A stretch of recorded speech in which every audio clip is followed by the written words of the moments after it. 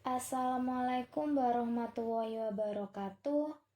Di sini saya akan menjelaskan tentang teori negosiasi wajah dan akomodasi komunikasi. Teori negosiasi wajah memiliki sejarah, yaitu teori negosiasi wajah atau biasa disebut sebagai face negotiation theory.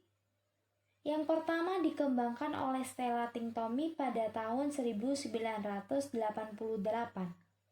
Tinctomi menjelaskan bahwa teori ini berkarakter banyak segi atau biasa disebut multifacet, yaitu dengan menghubungkan suatu penelitian untuk memahami bagaimana komunikasi orang-orang antar berbudaya, komunikasi konflik permasalahan, komunikasi menghargai pendapat orang lain, kesopanan, dan efek wajah face walk. Teori negosiasi wajah memberikan gambaran bagaimana dasar untuk manusia akan mengkondisikan wajah dalam sebuah kebudayaan yang berbeda-beda. Teori ini juga menjelaskan bahwa akar dari sebuah konflik terletak pada identitas manajemen pada tingkat individu dan budaya. Berbagai aspek individu dan identitas budaya direpresentasikan sebagai wajah. Lalu terdapat contoh kasus, seperti ketika ada budaya Jawa dan Madura jika dihadapkan pada situasi permasalahan. Mereka memiliki face atau wajah yang berbeda-beda. Budaya Jawa biasanya lebih memilih menghindari konflik di lingkungannya, jadi lebih cenderung meminta pendapat terlebih dahulu dan melihat kondisi sekitar bagaimana, sehingga wajah yang ditampilkan cenderung lebih tenang dan santai. Sedangkan budaya Madura biasanya lebih cenderung keras. Mereka mempertahankan pendapat yang menurut mereka benar dengan menampilkan wajah yang terkesan keras dan garang ataupun lantang. Terdapat teori kesopanan.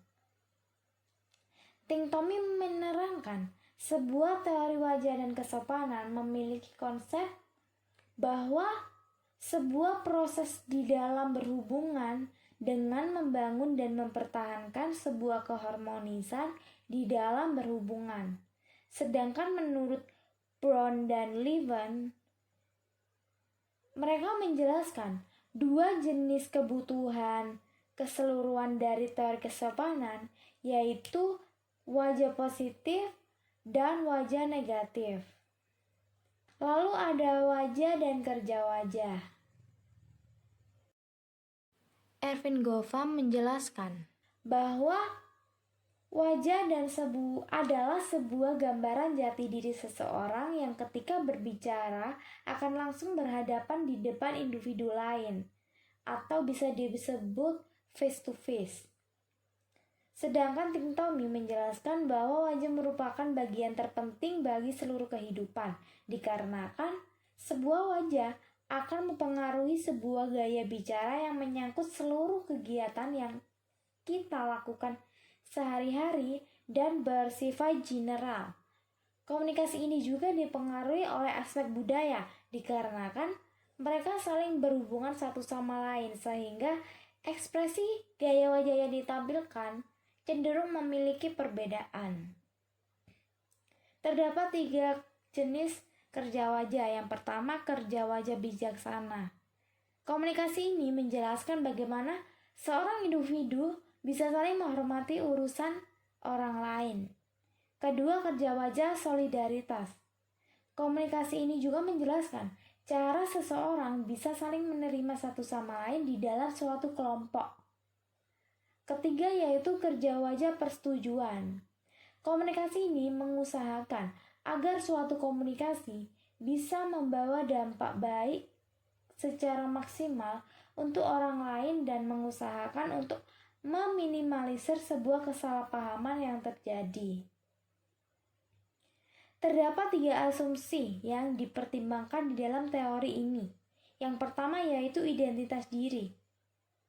Diasumsikan oleh William dan Sandra Metz menjelaskan orang lain jika berada di suatu tempat tertentu, di mana di tempat itu ada beberapa orang, maka yang terjadi adalah mereka akan menonjolkan citra diri mereka di dalam obrolan tersebut. Asumsi yang kedua yaitu teori negasiasi wajah berhubungan dengan konflik dan biasanya selalu memicu pada isu-isu eksternal untuk individu yang terlibat. Ketiga, asumsi kesopanan. Biasanya terjadi karena adanya dampak dari berbagai gerakan pada wajah individu.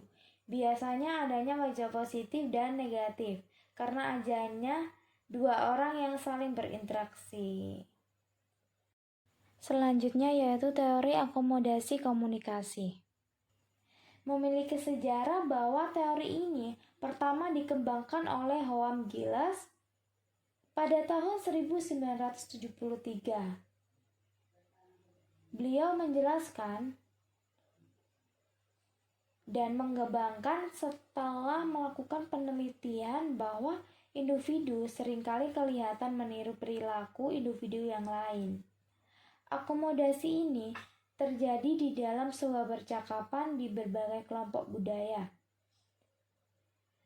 Teori akomodasi pertama kali diperkenalkan oleh pemikiran model yaitu mobilitas akses, yang di dalamnya terdapat beberapa akses yang dapat didengar di dalam situasi wawancara. Menurut Gilles, budaya adalah suatu hal yang sangat luas. Budaya dapat mencakup ras, gender, suku, dan lingkungan. Sedangkan akomodasi diartikan sebagai sebuah kondisi di mana kita bisa menyesuaikan diri, bagaimana kita juga bisa memodifikasi sebuah perilaku, atau kita bisa membuat peraturan tentang perilaku seseorang terhadap respon orang lain. Akomodasi yaitu sebuah adaptasi, di mana biasanya akomodasi terjadi tanpa disadari. Di dalam komunikasi biasanya menyesuaikan antara individu satu dan individu yang lainnya. Teori ini juga berpijak pada premis bahwa ketika seseorang berinteraksi, mereka menyesuaikan pembicaraan dan pola vokal individu.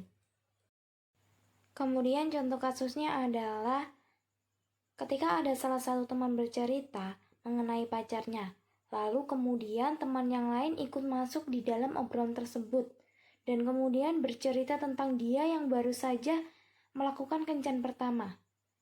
Sehingga obrolan yang awalnya serius menjadi panjang, dan situasi ini juga yang mengubah obrolan yang serius menjadi lebih menyenangkan dan seru. Lalu dengan adanya situasi ini, sehingga kohesi yang ada di dalam sebuah kelompok tersebut akan semakin terbentuk. Psikologi sosial dan identitas sosial. Teori ini menggambarkan sebuah konsep diri seseorang ditentukan oleh kelompok di mana dia bergabung. Jadi seseorang tersebut bisa berevaluasi melalui kelompok secara positif untuk membedakan diri mereka satu sama lain. Para peneliti pun menyebutkan bahwa seseorang bisa mengevaluasi diri melalui kelompok secara positif untuk membedakan diri mereka satu sama lain. Jadi, di antara satu sama lain mendapatkan keuntungan. Lalu Gilles memperluas dengan adanya teori identitas sosial, seperti ketika anggota dari kelompok berada di satu forum bersama. Mereka akan lebih membandingkan diri mereka. Jadi, jika ada perbandingan positif, maka akan muncul identitas sosial yang positif juga. Jadi, variabel antar kelompok sangat berpengaruh pada proses komunikasi.